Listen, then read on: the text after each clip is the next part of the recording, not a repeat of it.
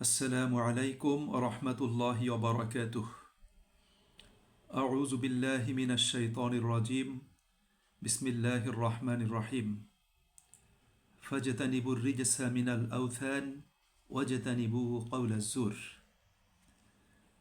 পরম করুণাময় আল্লাহ তাআলা বলেন, আর তোমরা মূর্তি পূজার অপবিত্রতা এবং নোংরামি থেকে বেঁচে থাকো এবং তোমরা মিথ্যা কথা বলা থেকে, মিথ্যা বিবৃতি প্রদান এবং তথ্য প্রদান থেকে তোমরা বিরত থাকো। সুপ্রিয় ভাই এবং বোনেরা, মিথ্যা হলো বাস্তবতা বিরোধী অসত্য কথা বা তথ্য, প্রকৃত অবস্থার বিপরীত বর্ণনা। মিথ্যা সাধারণত কাউকে প্রতারণা বা বিভ্রান্ত করার উদ্দেশ্যে ইচ্ছাকৃতভাবে বলা হয়। মিথ্যা একটা মারাত্মক নৈতিক অপরাধ। ইসলামে মিথ্যা বলাটা কবিরা গুনাহ এবং মিথ্যাকে ইসলামী শরীয়তে সকল অপরাধের মূল বলা হয়েছে।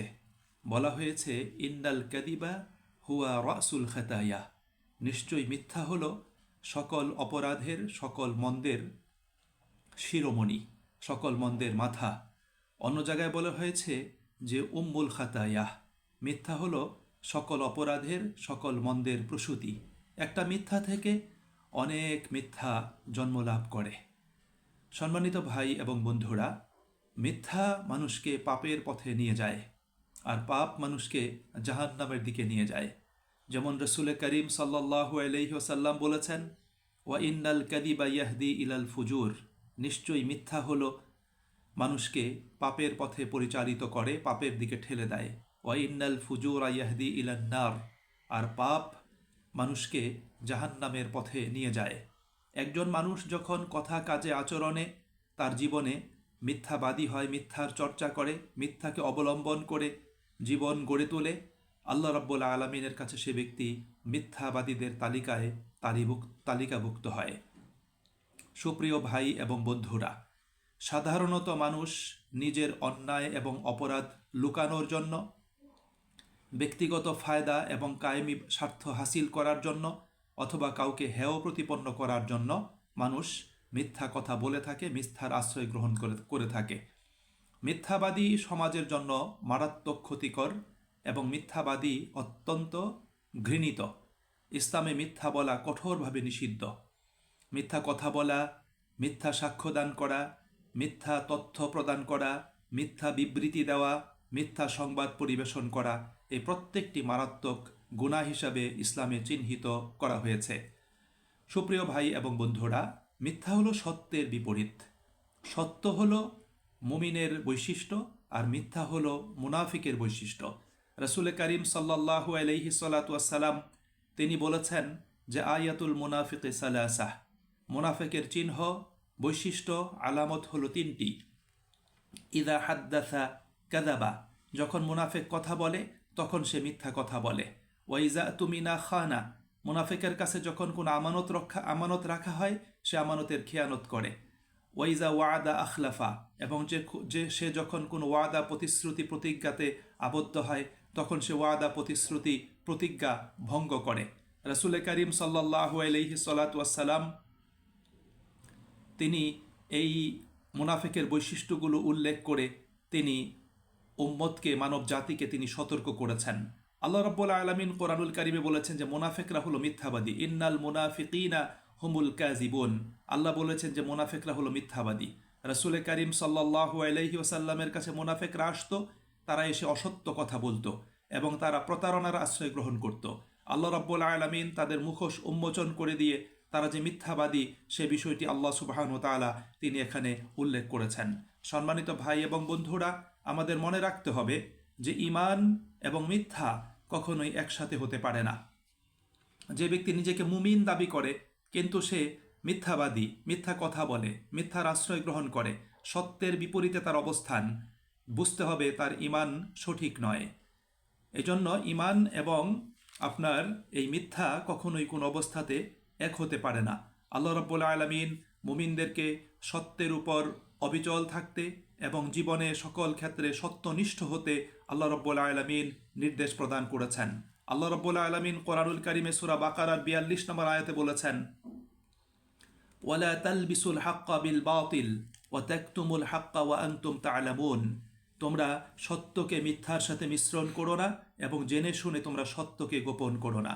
সুপ্রিয় ভাই এবং বন্ধুরা, মুমিন সর্বদা তিনি সত্যবাদী হবেন এবং সত্যনিষ্ঠ হবেন, আর মুনাফিক সে হয় মিথ্যাবাদী।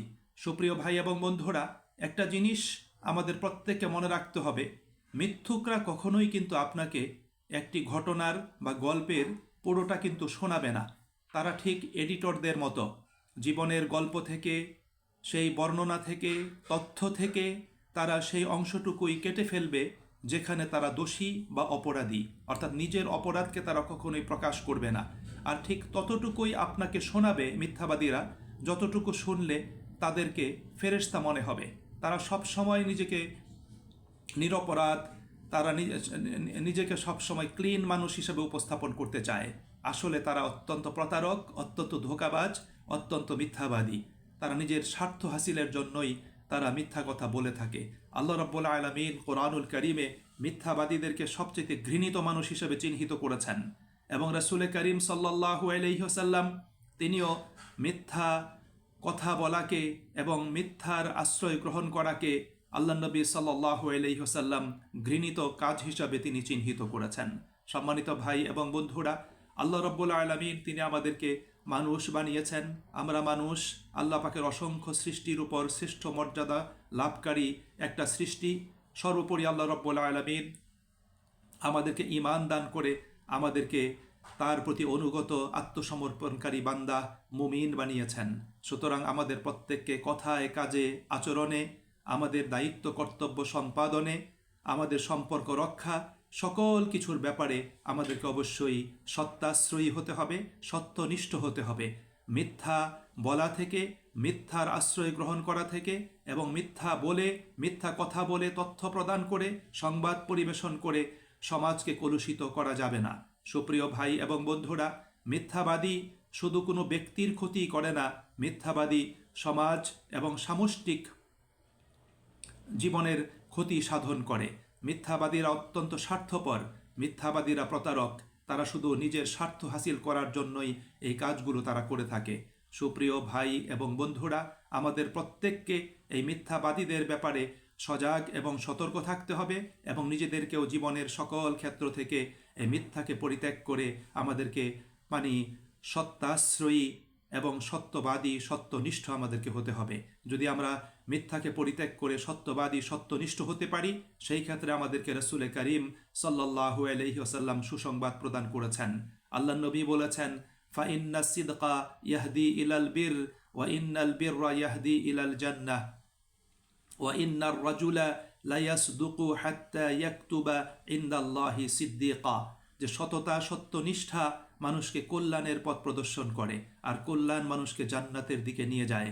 একজন মানুষ যখন কথা, কাজে, আচরণে, জীবনের সকল ক্ষেত্রে সত্যনিষ্ঠ, সত্যবাদী এবং সত্যাশ্রয়ী হয়, তখন সেই ব্যক্তিকে আল্লাহ রাব্বুল আলামিন সত্যবাদীদের, সিদ্দিকদের নামের সাথে তাকে আল্লাহ পাক তালিকাভুক্ত করেন। সুপ্রিয় ভাই এবং বন্ধুরা, আসুন আল্লাহ পাকের সন্তুষ্টির জন্য, জীবনকে সুন্দর সুসজ্জিত করার জন্য, জীবনকে আলোকিত করার জন্য, আল্লাহ পাকের সন্তুষ্টি লাভের জন্য এবং জগতে মানুষের নিকট থেকে সম্মান এবং মর্যাদা হাসিলের জন্য আমরা জীবনের সকল ক্ষেত্র থেকে মিথ্যাকে পরিত্যাগ করি এবং মিথ্যাবাদীদের ব্যাপারে আমরা সজাগ ও সতর্ক থাকি এবং সত্যকে গ্রহণ করে সত্যনিষ্ঠ হয়ে আমরা পবিত্র পরিশুদ্ধ জীবনযাপন করি। আল্লাহ আমাদের সকলকে তৌফিক নসিব করুন। আল্লাহ আমাদের সকলকে সাহায্য দান করুন। আসসালামু আলাইকুম ওয়া রাহমাতুল্লাহি ওয়া বারাকাতুহু।